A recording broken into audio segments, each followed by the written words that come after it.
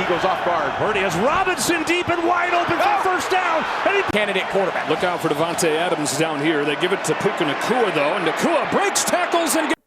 Only 3 weeks of football left, and then we all go back into hibernation. Well, some of us. The Bears move on. The Eagles are eliminated. Power rankings in the form of a swamp-laden mountain. This time we've got the formula. Well, a few, since this is our first time using this formula, we need a baseline, which we will take our team's total wins, multiply that by 4, add it to the point differential, plus the playoff point differential, divide that by 5, and then add 20. Everything clear as mud?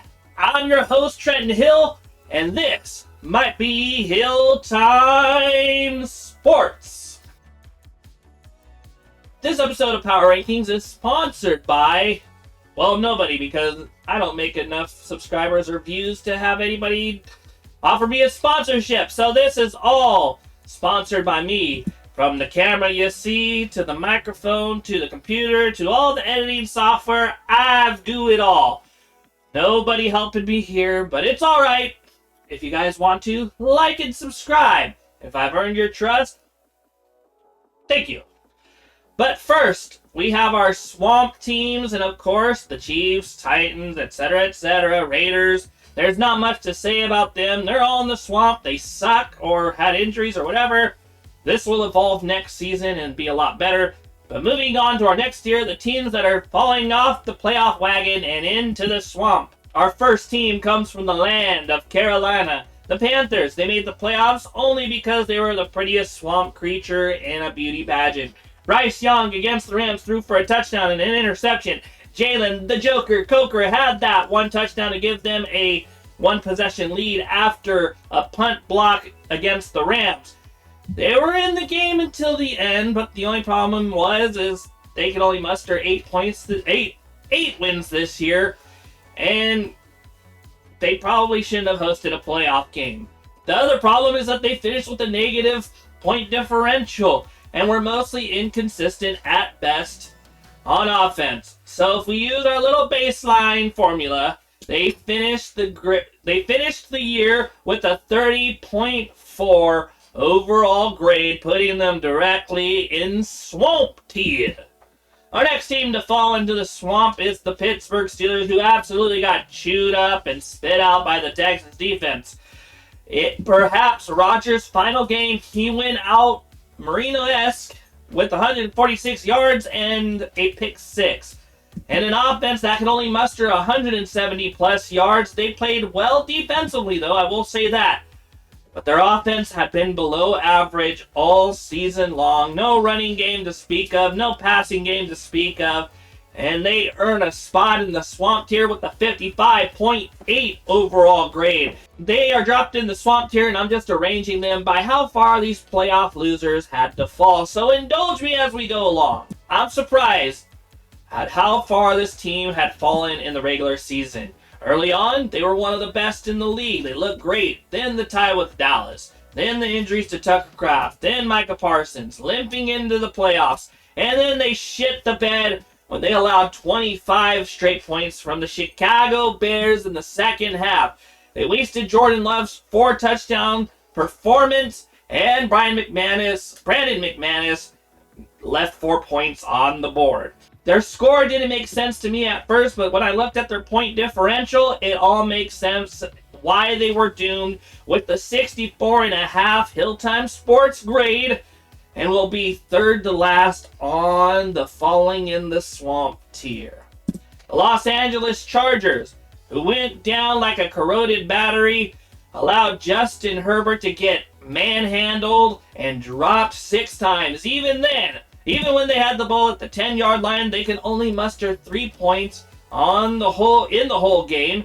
Combine that with the Hill Time Sports grade of 68.5, they fall in the swamp, and they fall pretty far. They fall pretty hard because this was a team that was expected to be one of the better teams in the league, and they were just not great because they lost their offensive lineman. No offensive lineman to speak of, and Herbert couldn't find the end zone. He's only had 2 career passing touchdowns. And finally, our last team on this tier. Oh, Philadelphia Eagles, you broke my heart. They went into the link, allowed Demarcus Robinson to run roughshod all over the place on the first drive. They scored 2 touchdowns, missed an extra point, and in the second half, they completely took a dump in the middle of the field. They only mustered 9.5 points in the second half for a lot of their games leading up to this point. And their 74 score shows just how far they fell from last season. They are 0.4 lower than the lowest playoff winner, so that's something to look at. But we will get there when we get there. This is actually our final team in the Falling in the Swamp League. I apologize. One of the biggest stories of 2025, the Jacksonville Jaguars looked like the best team in football for a while. And then Trevor Lawrence had one of his worst games at one of the worst times. 3 touchdowns, 2 interceptions. Looked kind of frazzled out there. It allows Josh, the Firebaugh, Allen, and the Buffalo Bills to grit out a win. They actually have a pretty high score at 98.7, but it's all for naught because they're going in the swamp because they lost a playoff game. They are rounding out the playoff losers and the Falling in the Swamp tier. And now, our next tier, the still climbing tier. First off, we'll talk about the Chicago Bears, who for the most part looked like they were down and out and going to lose the game. But then they scored 25 points in dramatic fashion. Caleb Williams was throwing Jordan-esque balls all over the place, and they won the game. They win out. I like Caleb Williams. He's one of the quarterbacks that I like to watch because he just makes throws that nobody else can make. The problem I do have is that they wait until the last minute to frickin' turn it on and actually win the game, which is a problem in the playoffs, especially with them having to play against the 49ers, who I think are they playing the 49ers? No, they're playing the Rams, who are a very good offense. Defensively, I don't know, but we'll get there later. At the end of the day, though, they have a 74.4 grade.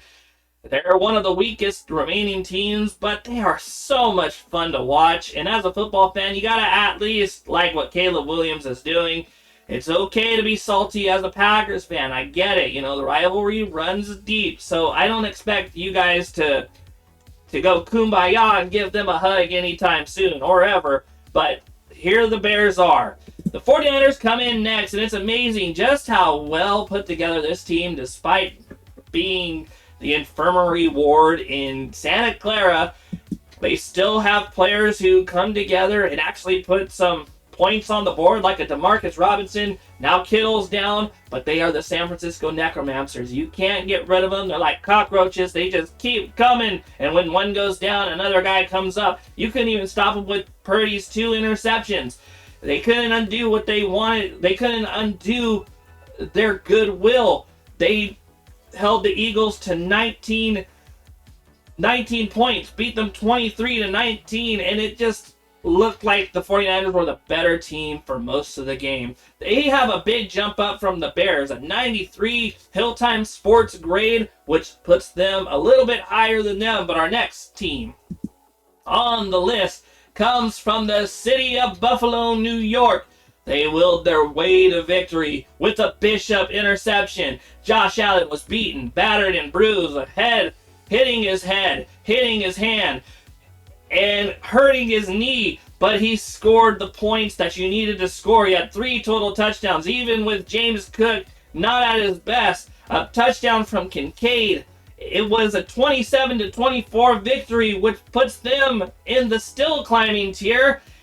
They take on the number 1 seeded Denver Broncos in the afternoon slot on a Saturday. And they got 107.7 Hilltime Sports grade. Are these numbers arbitrary? Probably. But I too can make up advanced stats and say that I'm a genius. We got the Denver Broncos because they had a bye week. Well, they didn't get any points against or for. So they're the number 1 seed. Unfortunately, Sean Payton's offense is stuck in 2011. It's dated. Their defense has started to show some cracks. You got to wonder just how good they're going to be against Buffalo. I like watching Bo Nix's development. I think that he's going to be a very good quarterback. He just needs to cut down on those overthrows and hospital balls. They have a lower score. The Denver Broncos have a score of 108, which puts them only 0.3 Hilltime Sports grade things higher. So that's pretty cool. We'll have a pretty good matchup if my numbers actually mean jack of anything. But moving on, the Texans are a team that I just don't trust their offense. They couldn't move the ball against the Steelers until the very end when they just had the game in hand. But their defense, damn it, walloped everybody. 30-6, a 24-point differential in the playoffs. I like Petrie. I like Stingley. Rankins had a rumbling, stumbling fumble return for a touchdown. They receive a score of 111.9, which is very good. They're a great defense, and if they're going to contend, CJ Stroud, you're going to have to do better than you did on Monday night. The Rams were one of the best offenses in the NFL this season when they weren't playing down to their opponents. Stafford is a likely MVP candidate, and Nakua has become one of the top receivers in the league.